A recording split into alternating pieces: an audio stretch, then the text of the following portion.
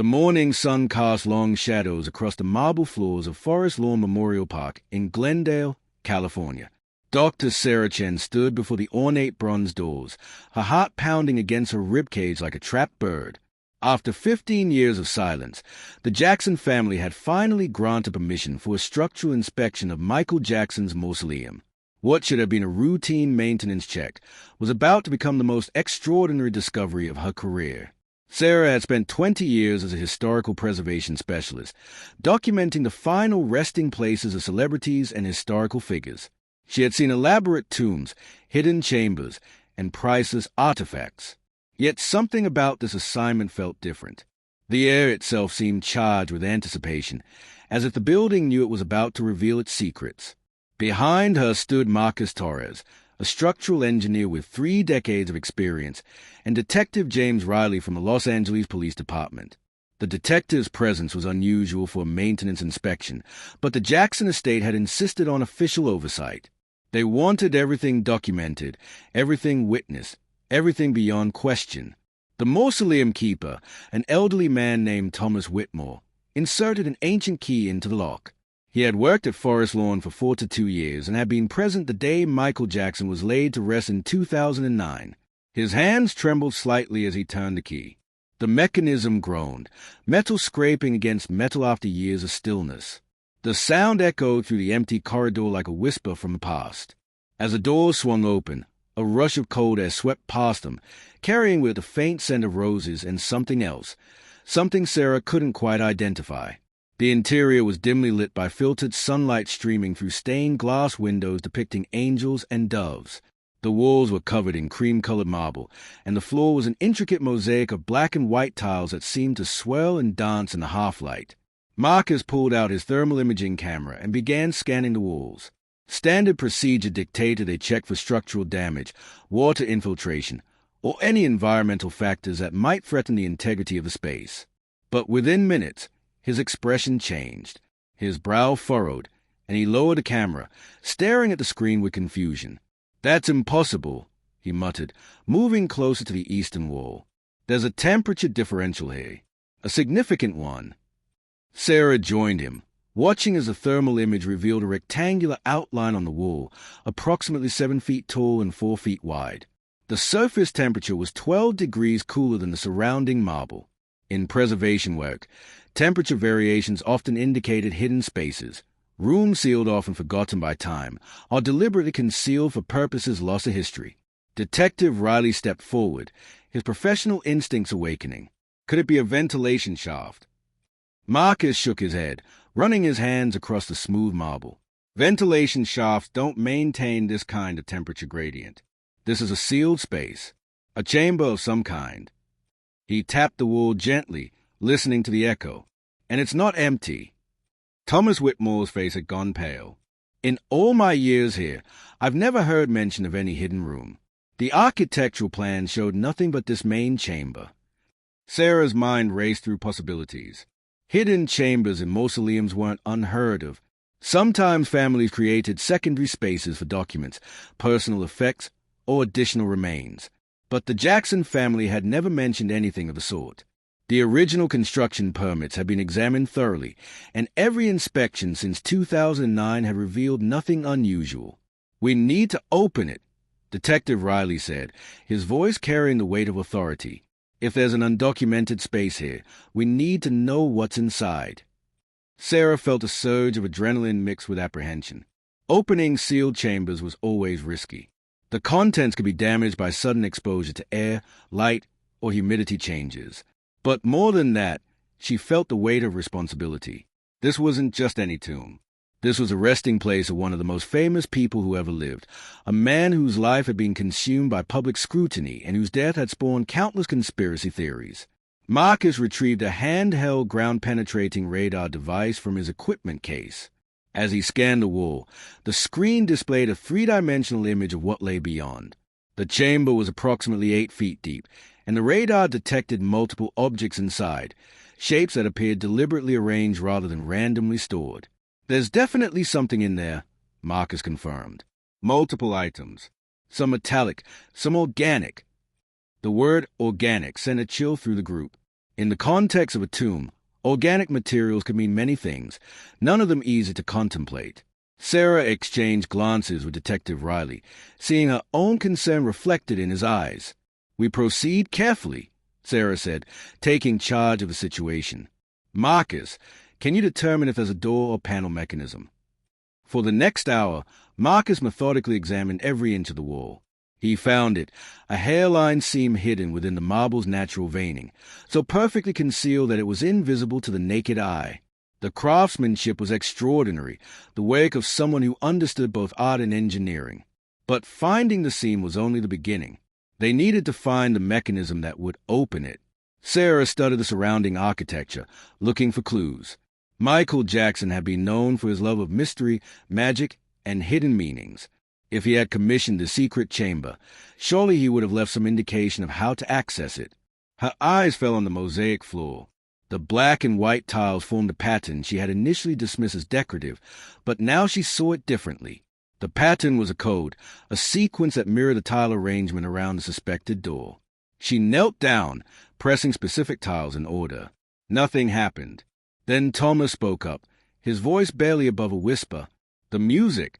It was always about the music." Sarah looked at him, understanding dawning. She pressed the tiles again, but this time in a rhythm, the opening beats of Billie Jean. 1, 2, 3, pause 4, 5. The walls shuddered. Ancient gears engaged somewhere deep within the structure. Slowly, with a sound like a sigh that had been held for 15 years, the hidden door began to open. The four of them stood frozen as the chamber beyond was gradually revealed. The darkness inside seemed to pulse with its own life, and Sarah realized with absolute certainty that whatever lay within would change everything they thought they knew about Michael Jackson's final days and the legacy he had chosen to leave behind. The opening door released a wave of perfectly preserved air, cool and dry, carrying with it the unmistakable scent of old paper and something floral, perhaps jasmine or gardenia. Sarah's hands trembled as she reached for her flashlight, the beam cutting through the darkness to reveal what lay inside. What she saw made her breath catch in her throat.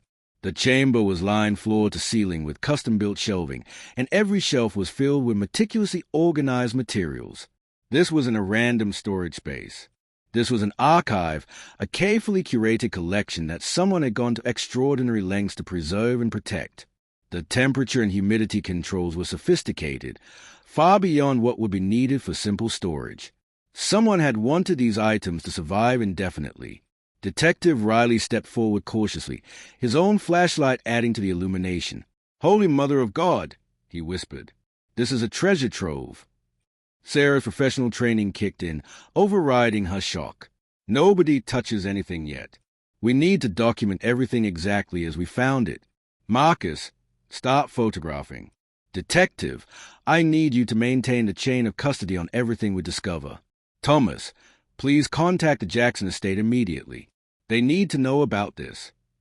As Thomas hurried away to make the call, Sarah entered the chamber, her footsteps muffled by a protective booties. The first thing that caught her attention was a wall of journals, dozens of them, perhaps hundreds. They were leather-bound notebooks of various sizes and colors, each one labeled with dates spanning from 1985 to 2009. The last journal bore a date just 3 days before Michael Jackson's death.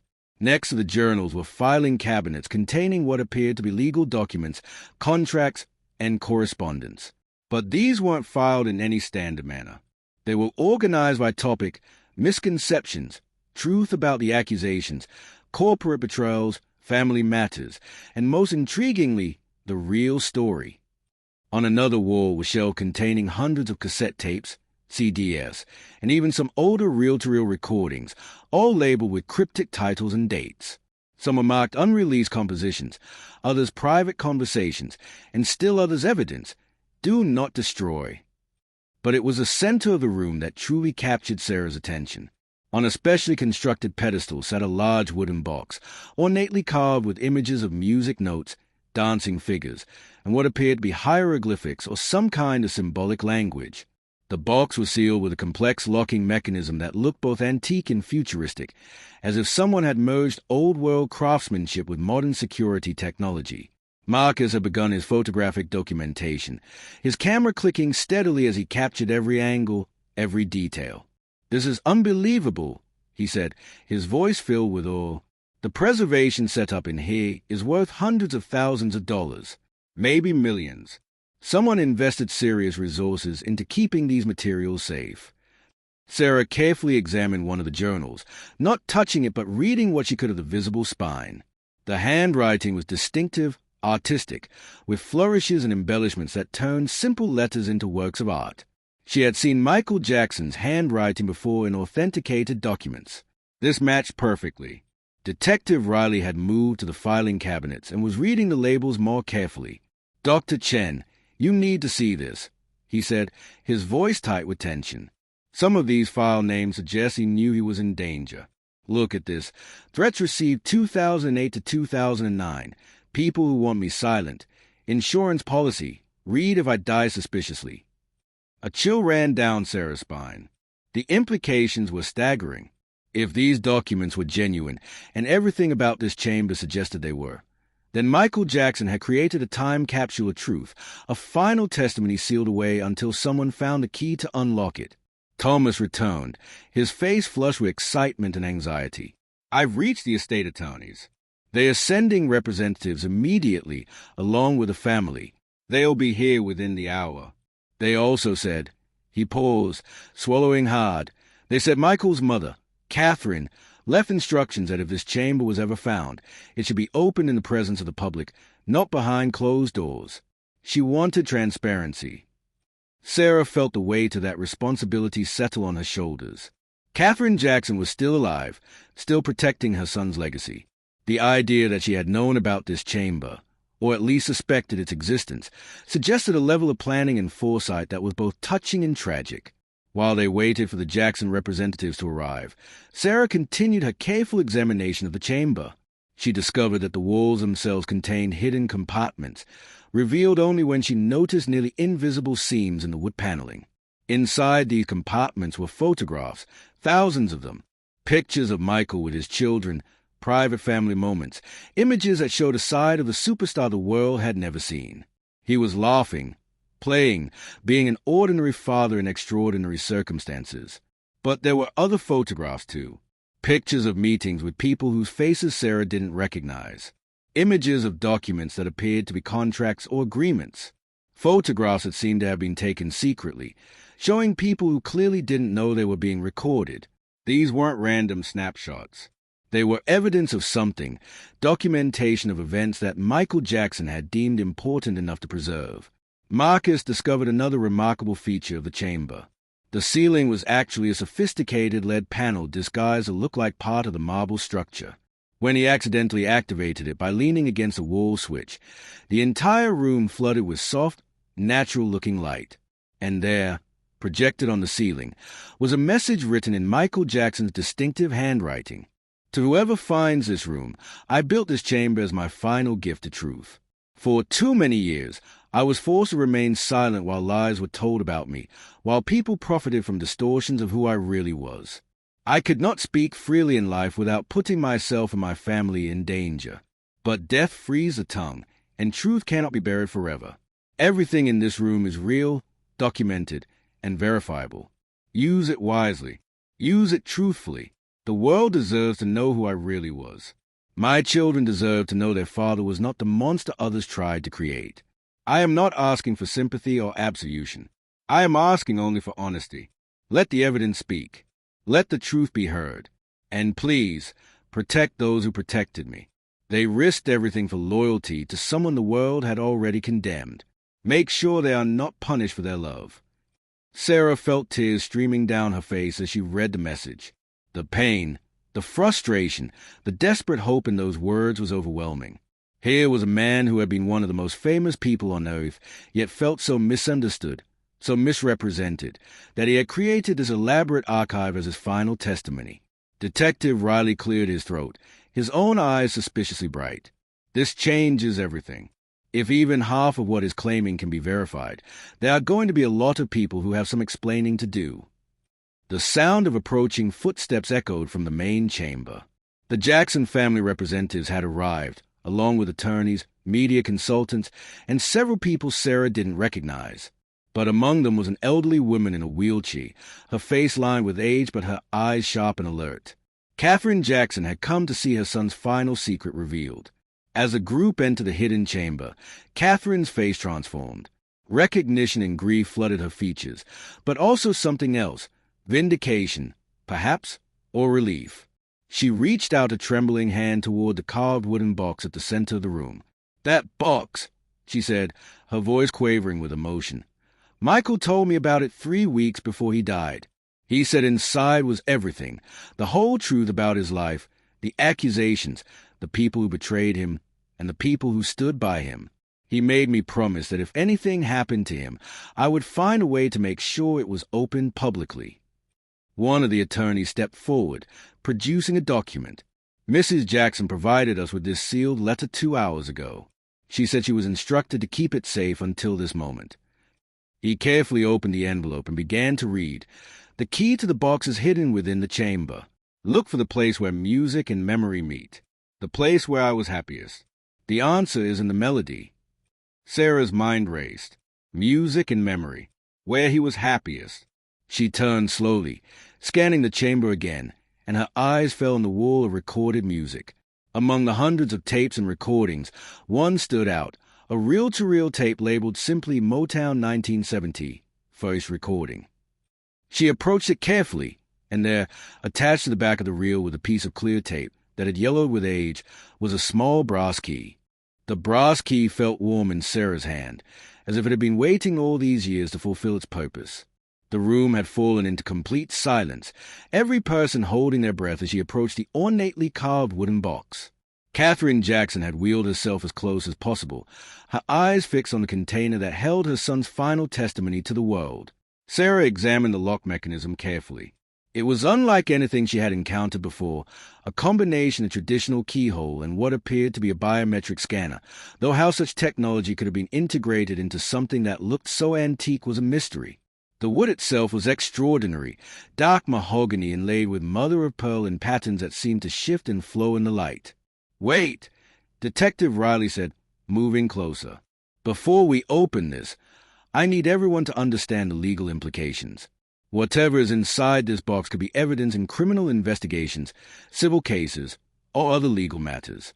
We need to document everything properly, and we need witnesses from multiple interested parties." One of the Jackson family attorneys nodded. "We've already arranged for a court stenographer and a video documentation team. They are setting up in the main chamber now. Mrs. Jackson has also requested that representatives from 3 major news organizations be present as independent observers." Sarah felt her stomach tighten. The private moment of discovery was about to become a public event, which was probably exactly what Michael Jackson had intended. He had been performing his entire life. It seemed fitting that his final revelation would also be witnessed by an audience. Over the next 30 minutes, the small hidden chamber became crowded with people and equipment. 3 video cameras were set up at different angles, all focused on the wooden box. The court stenographer positioned herself with a clear view of everything. Representatives from the New York Times, CNN, and the BBC stood with notebooks ready, their expressions a mixture of professional skepticism and barely contained excitement. Katherine Jackson requested a moment of privacy before the box was opened. Everyone stepped back as she wheeled herself directly in front of the pedestal. She reached out and placed both hands on the carved surface, her fingers tracing the dancing figures and musical notes. "My boy," she whispered, so softly that only those nearest could hear. "My beautiful, troubled, misunderstood boy. I hope you finally find peace. I hope the world finally listens." She nodded to Sarah, giving permission to proceed. Sarah inserted the key into the lock, and immediately the box came alive with soft clicking sounds, as if dozens of tiny mechanisms were engaging. The biometric scanner glowed with a faint blue light. For a moment, she thought it would require Michael Jackson's fingerprint or some other biological marker that would make the box impossible to open. But then she understood. The scanner was reading her heat signature, confirming that a living person was attempting to access the contents. It was designed to ensure that only the living could reveal what the dead had hidden. The lock disengaged with a satisfying click, and the top of the box opened on smooth, perfectly balanced hinges. The interior was lined with red velvet, and nestled within were multiple layers of contents, each carefully separated by archival tissue paper. The first item Sarah removed was a leather portfolio containing what appeared to be a comprehensive index. Michael Jackson had been nothing if not organized.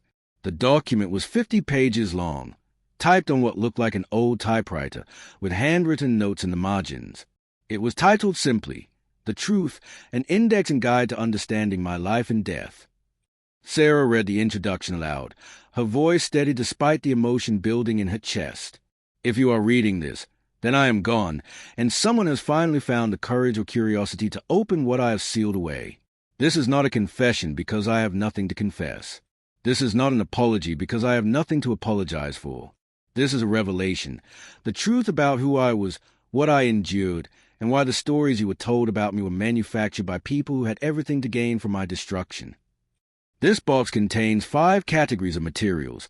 First, documented evidence of false accusations and the people who orchestrated them. Second, proof of financial exploitation by people who call themselves my friends and advisors.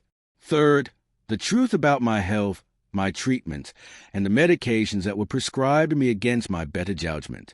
Fourth, recordings and letters that show the real relationships in my life with my family, my children, and the people I truly trusted.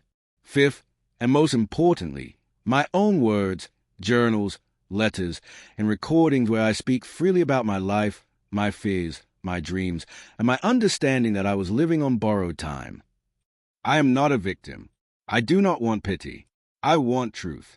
And I want my children to know that their father was not perfect, but he was not the monster the world tried to create. Everything in this box can be verified through independent sources. I have included instructions on where to find corroborating evidence, who to contact, and how to authenticate every claim I make. Read with an open mind, investigate with diligence, and remember that truth is often stranger and sadder than fiction. The room was absolutely silent when Sarah finished reading.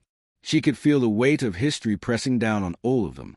Whatever came next would change a narrative that had been constructed around Michael Jackson's life and death. The next item in the box was a sealed envelope marked "For My Mother's Eyes First."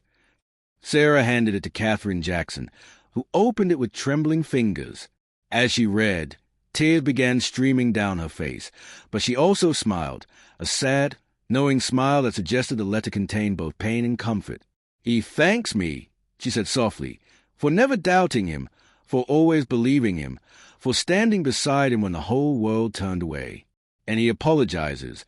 God help me, he apologizes for the burden his fame placed on our family." She looked up at the assembled crowd. "Proceed. Show them everything. Michael wanted truth, so let truth be served." Sarah began removing items one by one, describing each for the cameras and the stenographer. There were certified copies of legal documents showing settlements in various accusations against Michael Jackson, but attached to each were private investigator reports, sworn affidavits, and even recordings that cast serious doubt on the claims that had been made. One particularly damaging file contained evidence about the 1993 accusation that had haunted Michael Jackson for the rest of his life. There were tape recordings of conversations, legally obtained and authenticated, between the accuser's father and a potential business associate, where the father explicitly discussed his plan to extract money from Jackson. The father's own words, preserved forever on magnetic tape, revealed a scheme that had nothing to do with protecting a child and everything to do with financial gain. "If I don't get what I want," the father's voice crackled from the old tape, "I will destroy Michael Jackson. I will make accusations so terrible that he'll have no choice but to pay me whatever I ask. His career will be over, and I'll be rich." The BBC reporter looked visibly shaken. "Are we certain this recording is authentic?" One of the Jackson attorneys held up a document. "It's been authenticated by 3 independent audio forensics experts. The dates and times match exactly with what Mr. Jackson claimed happened. This recording was submitted to authorities in 1993, but somehow it never made it into the public narrative." Sarah continued through the contents, revealing layer after layer of carefully preserved evidence. There were contracts showing how certain advisors had systematically drained Michael Jackson's finances, taking commissions far beyond industry standards and making investments that seemed designed to benefit themselves rather than their client. There were medical records showing that Jackson had repeatedly requested to reduce his pain medications, contrary to the public perception that he was doctor shopping for prescriptions. There were letters from his children, heart-wrenching, innocent letters where they expressed their love for their father and their confusion about why the world said such terrible things about him. But perhaps most compelling were Michael Jackson's own journals. Sarah carefully opened one dated June 2009, just weeks before his death. The entry was written in Jackson's distinctive handwriting, flowing and artistic even when expressing deep pain. I am so tired. Tired of defending myself against lies. Tired of watching people profit from destroying me. Tired of being afraid that my children will grow up believing the terrible things said about their father. I have built this chamber, this archive of truth, because I know now that I will not live to see my children grow up. The medications I am being forced to take are killing me slowly. I have told my doctors this. I have begged for different treatments. But the tour must go on. The money must be made. Everyone around me has something to gain from my continued performance, and no one seems to care that I am dying. I am not suicidal. I want to live. I want to raise my children. I want to create more music. But I am trapped in a system that values my productivity over my survival. If I die, please know it was not my choice. And please let the truth be known. The weight of those words hung in the air like a physical presence. Detective Riley had gone pale, and he was making urgent notes on his pad. This is describing circumstances that could constitute criminal negligence at minimum, possibly even something worse. We'll need to investigate everyone who was involved in his medical care and tour management in those final months. Sarah reached the bottom layer of the box and found one final item, a video cassette in protective case, labeled My Final Words, to be played after the box is opened. She held it up for the cameras. There's a video. It appears Michael Jackson recorded a message to be viewed after his death, after this box was opened. Katherine Jackson's face was streaked with tears, but her voice was firm. Play it. Let my son speak for himself. The technical crew scrambled to set up an old VCR player, finding one in the Forest Lawn maintenance office that still functioned. In an era of digital everything, the fact that Michael Jackson had chosen to record his final message on videotape seemed both archaic and deliberate, harder to edit, harder to fake, stamped with the technology of its time as proof of authenticity. The monitor flickered to life, displaying color bars and a timestamp, June 17, 2009, 2:47 a.m. Then Michael Jackson's face filled the screen, and Katherine Jackson let out a small sob. He looked thin, exhausted, with dark circles under his eyes that makeup couldn't quite conceal. But his gaze was clear, focused, and determined. He was sitting in what appeared to be a private studio, wearing a simple black shirt, his hair pulled back from his face. When he spoke, his voice was soft but steady, the distinctive cadence that billions of people would recognize. If you're watching this, then I'm gone, and someone has found the courage to open my archive. Thank you for that courage. What I'm about to tell you is the truth, my truth, about my life, my death, and the forces that control both. Michael Jackson leaned forward, his hands clasped in front of him, and began speaking with an intensity that demanded attention. This was not the shy, soft-spoken man from public interviews. This was someone who had reached a point where silence was no longer an option. My name is Michael Joseph Jackson, and I have been a prisoner of my own success for most of my life. That sounds dramatic, I know, but it's accurate.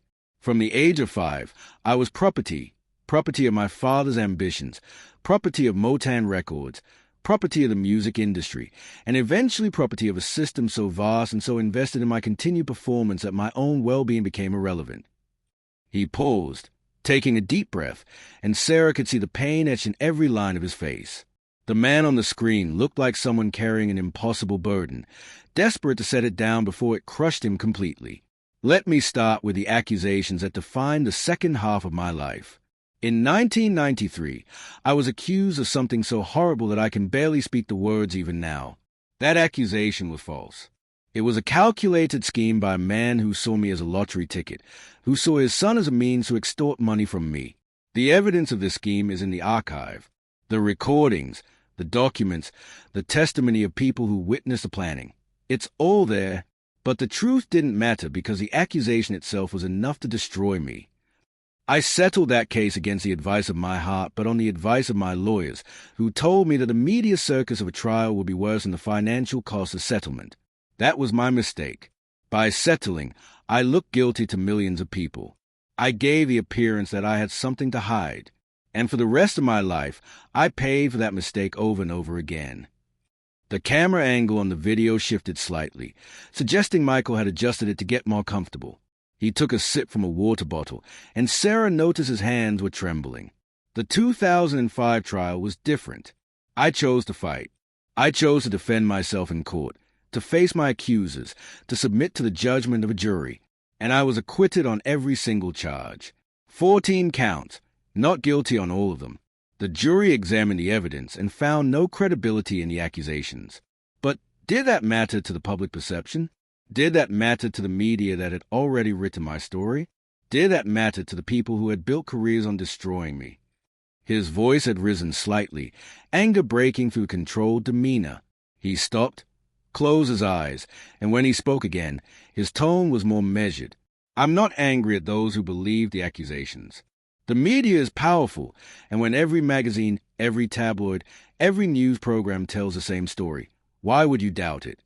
What I'm angry about is a deliberate construction of a narrative that served everyone except the truth. Accusers got settlements. Lawyers got fees. Media companies got ratings. Prosecutors got headlines. Everyone profited except the children who were supposedly being protected and me, whose life was destroyed. The video continued for another hour, with Michael Jackson methodically addressing every major controversy of his life. He talked about his changing appearance, showing medical records that documented diagnosed vitiligo and lupus, conditions that had destroyed his skin's pigmentation and left him in chronic pain. He explained the surgeries he had undergone, some medically necessary, some cosmetic attempts to fix damage from earlier procedures that had gone wrong. I am not proud of every decision I made about my appearance, he said candidly. I suffered from body dysmorphia, probably stemming from years of being told by my father that I was ugly, that my nose was too big, that I wasn't handsome like my brothers. I sought perfection and instead found destruction. But my changing face became a joke, a meme, a way for people to mock me without considering that there might be pain behind every surgical decision. He addressed his relationships with children, speaking with obvious emotion about his love for young people and his desire to provide them with a childhood he never had. I know how it looked, he said, his voice thick. I know that in today's world, a grown man being friends with children seems suspicious. But I never harmed a child. My friendships with young people were born from my own lost childhood and my desire to protect innocence in a world that destroys it too quickly. Were my choices naive? Yes. Were they poor judgment? Perhaps. Were they criminal or inappropriate? Never. Then he began discussing the final years of his life, and his expression darkened. I need to talk about the medications, the doctors, and what was done to me in the name of keeping me performing. This is the part that might save someone else's life, so please listen carefully. Michael Jackson detailed a horrifying descent into pharmaceutical dependency that he insisted was not of his own making. He described doctors who prescribed powerful sedatives and painkillers without proper monitoring, advisors who encouraged him to take whatever was necessary to perform, and a touring organization that seemed more concerned with ticket sales and his survival. I am in pain constantly, he said, and the anguish in his voice was palpable. Pain from old injuries, from lupus, from dance performances that destroyed my body over decades. I understand why pain management is necessary. But what is being done to me now is not pain management, it's chemical imprisonment. I am being given medications that I don't want, in combinations that scare me, by doctors who seem more interested in pleasing my handlers than in keeping me alive. He held up a bottle of pills to the camera, reading the label. This is Propofol. It's an anesthetic use in surgery, not a sleep aid. I have been told I need this to sleep. I have been told it's safe. But I have also researched this drug, and everything I've read tells me this is incredibly dangerous. I have asked for different treatments. I have begged for natural sleep aids, for rest, for a break from the relentless schedule. But I've been told the tour cannot wait. The rehearsals cannot stop. The money cannot be lost. Sarah felt sick to her stomach as she watched. Michael Jackson was essentially predicting his own death, describing the circumstances that would lead to it with eerie precision. And everyone in that room knew how the story ended, with his death from acute Propofol intoxication, administered by a doctor who was later convicted of involuntary manslaughter. "If I die," Michael Jackson said, looking directly into the camera with eyes that seemed to see into the future, "please investigate everyone around me. Please ask why a performer was being given surgical anesthesia in his home. Please ask who benefited from keeping me compliant, docile, and performing despite my deteriorating health. Please ask who had financial interest in my death, because trust me, in this industry, sometimes people are worth more dead than alive." He leaned back, looking suddenly exhausted, as if the act of speaking these truths had drained what little energy he had left. "I want to live. I want to watch my children grow up. I want to create more music, more art, more magic. But I am also realistic. The path I am on leads to only one destination, and I can see it approaching even if everyone around me pretends not to notice." The camera continued rolling as Michael Jackson sat in silence for a long moment, seeming to gather his thoughts for a final statement. When he spoke again, his voice was softer, almost gentle. "To my children, Prince, Paris, and Blanket, Daddy loves you more than words can express. Every decision I made thinking of you. Every sacrifice was for you. If you're watching this, please know that I fought to stay with you. Please know that the man the world talked about was not your father.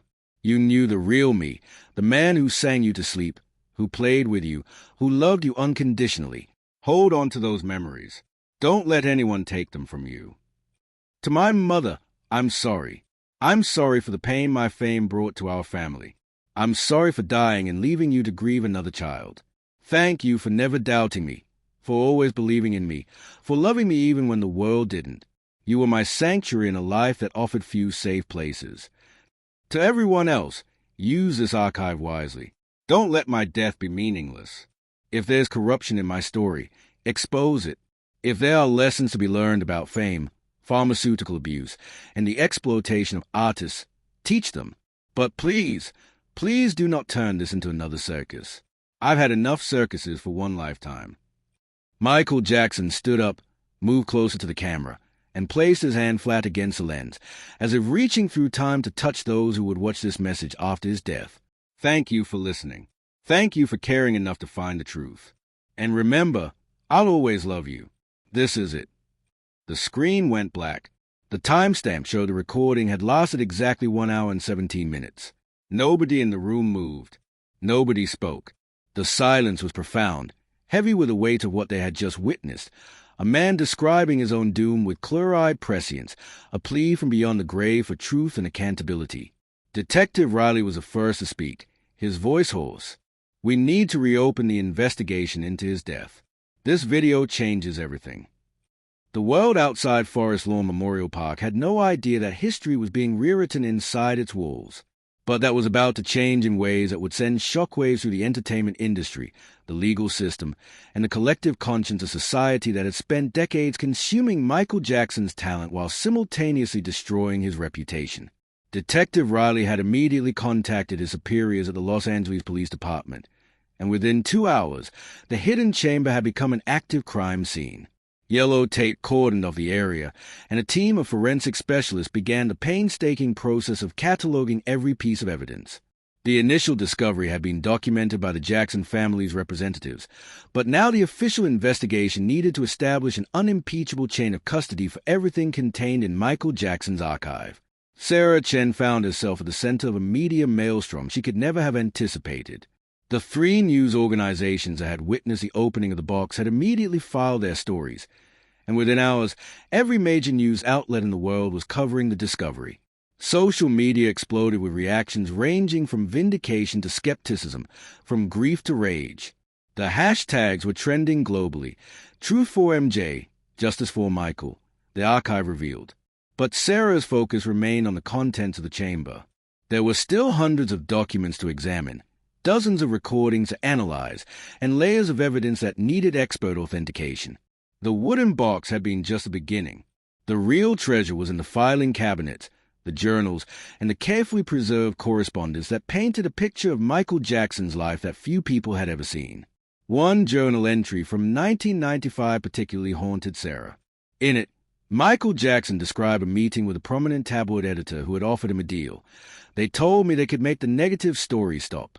All I had to do was give them exclusive access to my life, controlled interviews, and a percentage of my earnings for the privilege of positive coverage. When I refused, they told me I had made an enemy.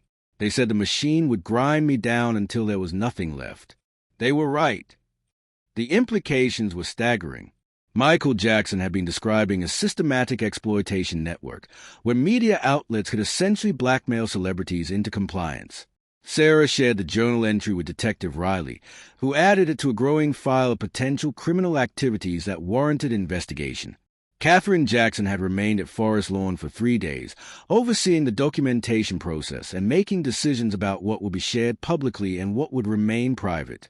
She had aged visibly during those 72 hours, the emotional toll of reliving her son's pain evident in every line of her face.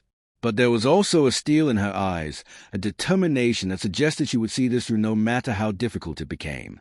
On the 3rd day, she called a press conference.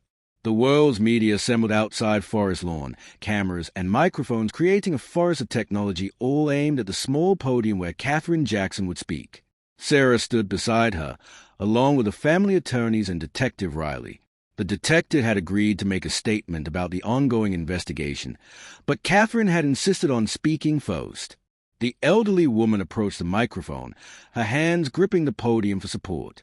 When she spoke, her voice was clear and strong, carrying the authority of a mother who had buried her child and was now fighting for his memory. "My son Michael was many things," she began. "He was a performer, an artist, a humanitarian, a father, and my child. But more than anything, he was a human being who deserved the same dignity, the same presumption of innocence, and the same compassion that we extend to everyone else. The world denied him that dignity. The world presumed his guilt.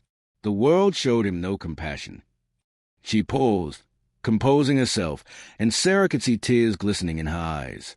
The discovery of Michael's archive is not about vengeance. It is not about attacking his accusers or punishing those who doubted him. It is about truth. My son spent the last years of his life knowing that he was dying, knowing that the medications being forced upon him were destroying his body, and knowing that the people around him cared more about profit than his survival. He created this archive because he wanted his children to know the truth. He wanted history to know the truth. And he wanted justice for other artists who might face the same exploitation. Catherine Jackson pulled out a piece of paper, her hands trembling slightly as she unfolded it. This is a letter Michael wrote to his children, to be read after the archive was discovered. With their permission, I'm going to read part of it now. She cleared her throat and began reading in Michael's words. "My dear children, if you are hearing this letter, then you have learned things about my life that may be difficult to understand. You may have questions about why I didn't fight harder, why I didn't speak out more clearly, why I let people hurt me. The answer is complicated, but it comes down to this. I was trying to protect you. Every time I stayed silent, every time I accepted another false story about who I was, I did it because fighting back would have meant more media attention, more circus, more danger for you. I wanted you to have a childhood, even if I couldn't have one myself. But now you're older, and you deserve to know the truth. Your father was not perfect. I made mistakes. I trusted the wrong people. I let my need for love and acceptance make me vulnerable to exploitation. But I was not the monster they created. I was a man who loved music, who loved children, who loved magic and dreams and the possibility that the world could be better. Hold on to that version of me. That was the real me." The assembled press corps was silent, many of the hardened journalists visibly moved by the words of a dead man speaking to his children. Catherine Jackson folded the letter carefully and looked directly into the cameras. The Jackson family will be cooperating fully with law enforcement as they investigate the circumstances surrounding Michael's death. We will also be working with independent journalists and documentarians to ensure that the contents of the archive are shared responsibly and accurately. This is not about creating a new myth around my son. This is about replacing lies with truth, fiction with fact, assumption with evidence. Detective Riley stepped forward to take his turn at the microphone. His statement was more formal, outlining the legal process that would follow. The Los Angeles Police Department is reopening the investigation into Michael Jackson's death in light of new evidence discovered in the archive. While Dr. Conrad Murray was convicted of involuntary manslaughter in 2011, the evidence we've uncovered suggests there may have been additional parties whose actions contributed to Mr. Jackson's death. We are also investigating allegations of financial exploitation, medical malpractice involving multiple physicians, and potential conspiracy to defraud. This is an active investigation, and we ask anyone with information relevant to these matters to contact the lab. The questions from reporters came in a flood, but Sarah's attention was drawn to a commotion at the back of the crowd. Several people were holding signs that read, "We believe you, Michael, and justice 15 years later is still justice." They were crying. These strangers who had never met Michael Jackson but who had loved him, defended him, and maintained their faith in his innocence despite years of public ridicule. Sarah realized that for them, this discovery was vindication after years of being told they were naive, delusional, or blinded by celebrity worship. Over the following weeks, the contents of the archive began to be released in a carefully managed process. Independent forensic experts authenticated the recordings, documents, and photographs. Handwriting analysts confirmed that the journals were written by Michael Jackson. Audio forensic specialists verified the authenticity of the recorded conversations. Every piece of evidence was subjected to the most rigorous scrutiny possible because everyone involved knew that the world would accept nothing less than absolute proof. The impact was seismic. Several of Michael Jackson's former advisors and business managers found themselves facing lawsuits and criminal investigations. Medical boards began reviewing the licenses of physicians who had prescribed dangerous combinations of medications to the performer. Media outlets that had published false stories were forced to issue corrections and apologies, their reputations damaged by revelations that they had knowingly published unverified accusations. But perhaps the most significant impact was on public perception. Slowly, painfully, the narrative around Michael Jackson began to shift. People who had accepted his guilt as fact were confronted with evidence that contradicted everything they thought they knew. The tape recording of the 1993 accuser's father discussing his extortion plan was particularly damaging to the established story. Legal experts appeared on news programs explaining how this evidence should have changed the outcome of that case, how it revealed a pattern of false accusations motivated by financial gain rather than genuine concern for child welfare. Sarah continued her work documenting the archive, spending long days in the climate-controlled chamber that had become her temporary office. She discovered that Michael Jackson had been an obsessive chronicler of his own life, keeping detailed records of every meeting, every phone call, every contract negotiation. He had recorded conversations legally, always informing the other party that recording was taking place, and he had saved those recordings as insurance against future distortion of the truth. One particularly revealing recording captured a conversation between Michael Jackson and one of his tour managers just 2 weeks before his death. The manager was pressuring him to increase his performance schedule, to add more concerts to the already grueling 50-show commitment. Michael's voice on the tape was weak, exhausted, pleading. "I can't do more shows. My body is breaking down. I need rest. I need to reduce the medication so I can think clearly. I need to spend time with my children before they forget what their father looks like." The manager's response was cold, calculating. "Michael, you're contracted for 50 shows. We have tickets sold, venues booked, and millions of dollars on the line. You'll do what's necessary to fulfill your obligations. The doctors will give you what you need to perform. That's what they're paid for." "What I need is to not die," Michael had replied, his voice breaking. "Why doesn't anyone understand that I'm dying?" The recording ended there, but Sarah knew what came next. Less than 2 weeks later, Michael Jackson would be found dead in his bed, killed by the very medications he had begged to be taken off. The doctor who administered the fatal dose would go to prison, but the system that had created the circumstances leading to that death would remain largely intact. Sarah compiled her findings into a comprehensive report that would eventually be published as a book. She titled it The Archive, Michael Jackson's Final Testament to Truth. In her introduction, she wrote, "This is not a work of fan worship or celebrity hagiography. This is a forensic examination of evidence left behind by a man who knew he was running out of time and wanted the truth to survive him. Some of what is revealed in these pages is uncomfortable.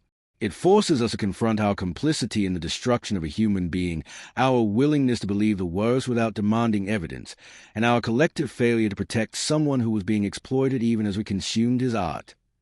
The book became an international bestseller, prompting discussions about celebrity culture, media ethics, and the treatment of accused individuals in the court of public opinion.